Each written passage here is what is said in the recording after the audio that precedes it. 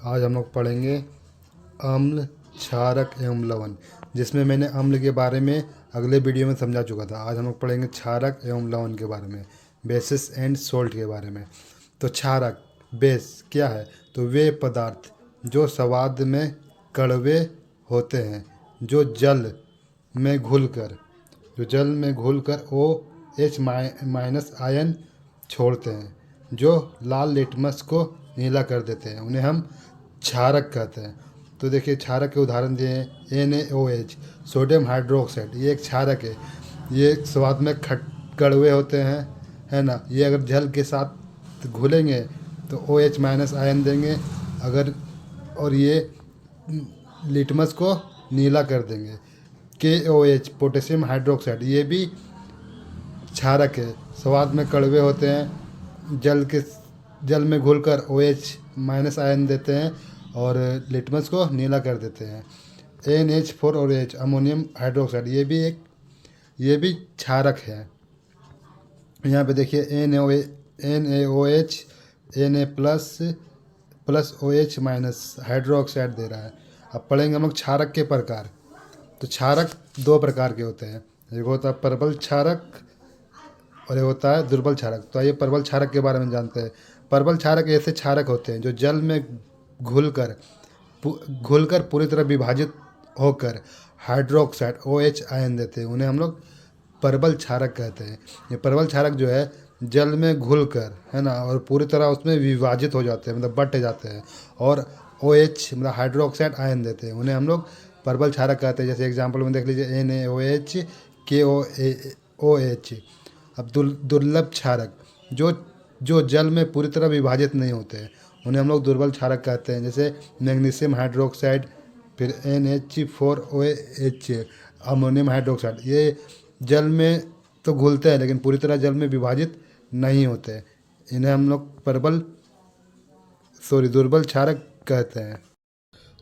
क्षार लाल लिटमस को नीला कर देते हैं, पेथोफिलिन को गुलाबी बना देता है। क्षार जो होता है लाल लिटमस को नीला कर देता है, लेकिन पेथोफिलिन को गुलाबी बना देता है।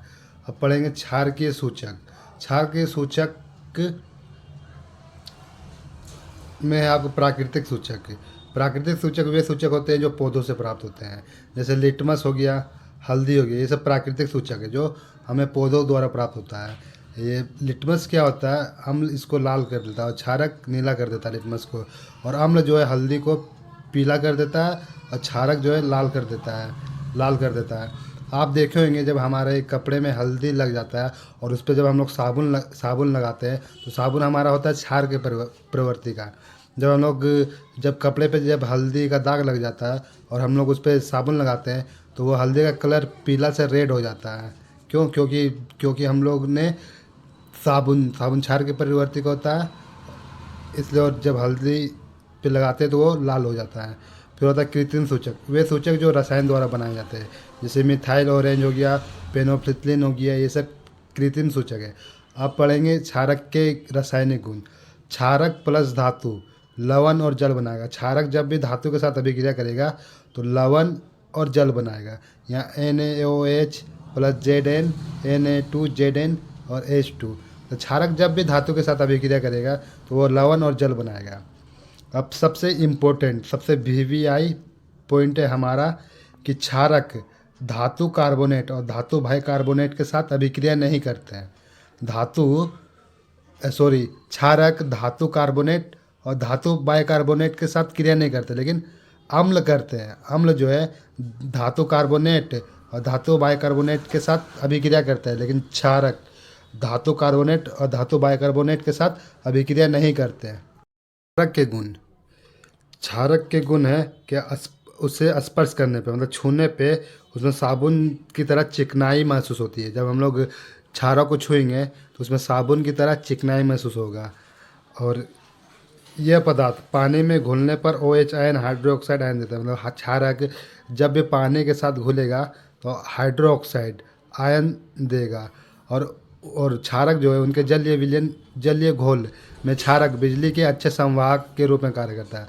क्षारक का जो जलीय घोल होता है वो बिजली का करंट का एक अच्छा चालक होता है।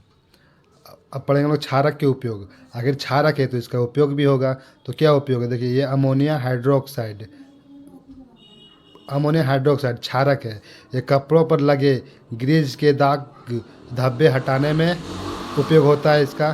फिर मैग्नीशियम हाइड्रोक्साइड का उपयोग एंटासिड के रूप में पेट में अम्ल के प्रभाव को कम करने के लिए होता है। कभी जब हमें एसिडिटी हो जाती है तो हम लोग इनो पीते हैं ना, तो इनो में होता है मैग्नीशियम हाइड्रोक्साइड, जो हमारे पेट में जो HCl बनता है, जो अम्लीयता बनती है, उसके प्रभाव को कम कर देता है। क्यों? क्योंकि जो इनो होता है वो क्षारीय प्रवृत्ति का होता है। वो हमारे पेट के अंदर जाके वो अम्लीयता को कम कर देता है, जिसके कारण एसिडिटी ठीक हो जाती है।